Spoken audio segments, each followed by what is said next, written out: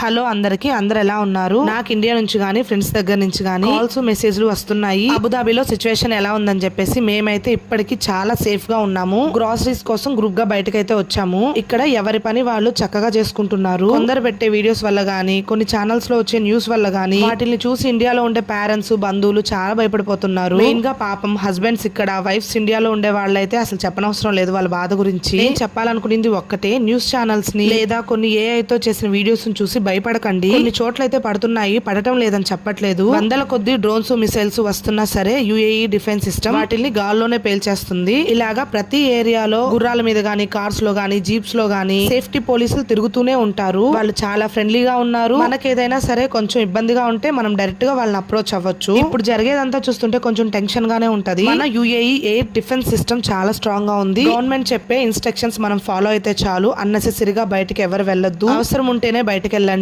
At last social మీడియాలో వచ్చే ప్రతి న్యూస్ ని నమ్మకండి. గవర్నమెంట్ నుంచి వచ్చే అఫీషియల్ న్యూస్ ని నమ్మండి. మీకు వాస్తవం అనేది తెలుస్తుంది. సో ఇప్పుడు మీకు కొంచెం క్లారిటీ వచ్చి ఉంటది. అబుదాబి గవర్నమెంట్ సేఫ్టీకి ఇక్కడ ఎంత ప్రిఫరెన్స్ ఉందో. రూమర్స్ ని స్ప్రెడ్ చేయొద్దు, నమ్మద్దు. అబుదాబి గురించి ఏమైనా అప్డేట్స్ ఉంటే ఇస్తూ ఉంటాను.